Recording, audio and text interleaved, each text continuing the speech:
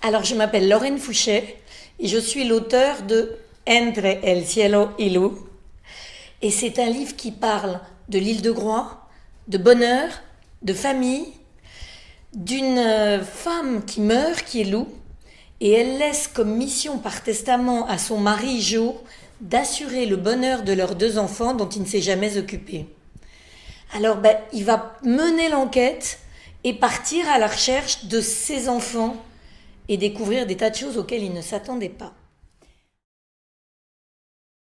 Dans une famille, on rit, on pleure, on s'engueule très fort et on s'aime. Alors gros comme l'océan quand c'est une île bretonne et gros comme la mer Méditerranée quand on est à Barcelone.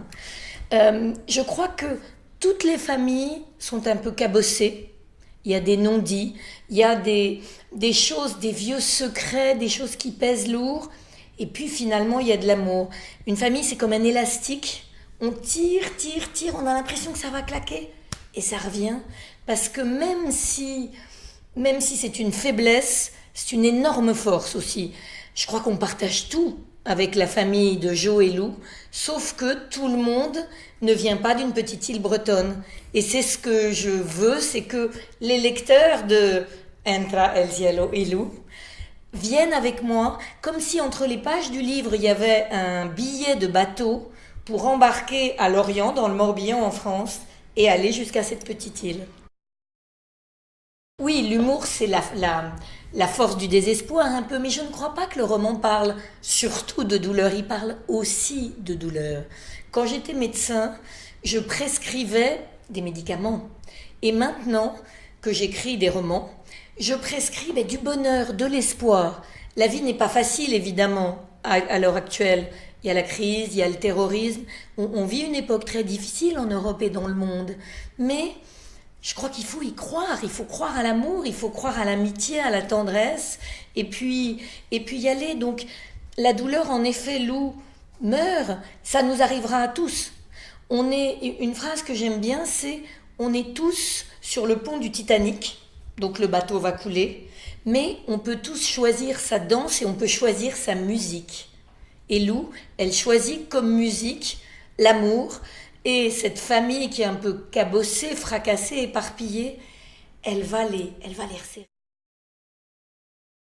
Oui, bien sûr. C'est un livre qui parle de la vie. Moi, je suis gourmande, j'ai un peu des kilos en trop, et je crois que dans la vie, il y a ça. Il y a de la musique, il y a des choses à manger, il y a des choses à boire. En Espagne, Dieu sait s'il y a des choses à manger et à boire là. Mais oui, ce que j'aime partager avec les lecteurs, j'aime les émouvoir, qu'il y ait des moments où ils aient vraiment le cœur gros et une petite larme peut-être, et puis qu'on goûte ensemble le chumpot. Et c'est pour ça qu'à la fin du livre, j'ai mis la recette du gâteau de l'île de Groix que prenaient les marins avant d'aller en mer. Donc ils étaient bien lestés, les marins. Mais j'ai envie aussi, la playlist, des musiques que les lecteurs ou les lectrices connaîtront ou ne connaîtront pas. Et peut-être, comme maintenant nous avons en effet avec Internet la possibilité d'écouter toutes les musiques, eh bien non seulement ils auront une histoire, non seulement ils pourront faire le gâteau, mais peut-être que je vais partager avec eux une musique qu'ils vont partager avec d'autres et ça va faire boule de neige. C'est un lieu intense et on ne peut pas jouer un personnage. Il n'y a pas d'artifice dans cette île. On est vrai. Alors qu'à Paris, on peut être parisien, on peut jouer, on peut être un peu acteur. Donc ces deux lieux sont très différents, les deux sont beaux à leur façon. Je suis plus souvent à Paris parce que mon travail est à Paris. Les journalistes sont à Paris, on prend le train ou l'avion pour aller à des salons du livre, à des dédicaces. Mais dès que je mets le pied sur le bateau à Lorient pour aller à Groix, c'est quelqu'un d'autre, c'est une chance, c'est une force, et on vit plus longtemps, je crois. Et puis quand je vais dîner chez des amis à Groix, même si c'est à l'autre bout de l'île, je vais mettre 5 minutes. L'île fait 8 km sur 4 et c'est un bout du fond de l'océan qui a monté il y a des siècles et qui est apparu comme ça. Et il y a des pierres jaunes, enfin avec des reflets dorés, avec des reflets rouges, avec des reflets verts. On a l'impression de marcher sur un trésor. Non, c'est magique, il faut venir. Alors, le changement était très littéraire parce que j'étais médecin d'urgence et j'étais de garde il y a 20 ans, un dimanche, et un appel est tombé. C'était pour rédiger le certificat de décès de Marguerite Duras, grand écrivain français. Toute petite dame, une immense dame. Et c'est un de mes amis, qui s'appelle Gilles, c'est tombé sur lui, parce qu'on était 30 à être de garde en même temps. Et à la radio, il m'a dit, moi je ne suis pas lecteur, je ne lis pas. Donc toi tu es écrivain, j'avais déjà publié quelques livres. Il m'a dit, tu as lu Marguerite Duras? J'ai dit, bien sûr.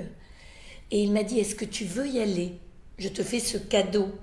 Alors c'est étrange de dire un cadeau, mais j'ai dit oui, je suis allée. Et donc cette grande dame n'était plus là déjà, mais voilà, j'étais dans cette pièce. Je ne sais pas moi combien de temps les âmes des gens restent, mais je me suis dit que toute sa vie, elle avait fait des choix énormes et qu'elle était allée jusqu'au bout de ses choix. Et moi, je faisais deux choses. J'étais médecin, j'étais écrivain, j'étais entre les deux. J'ai fait médecine parce que mon père est mort, j'avais 17 ans, juste après mon bac, et que la dernière fois que je l'ai eu au téléphone, il m'a dit médecin, c'est le plus beau métier du monde. Donc j'ai fait ça pour lui. Ça n'était pas mon choix, moi je voulais ça, raconter des histoires. Je voulais être devant une bibliothèque.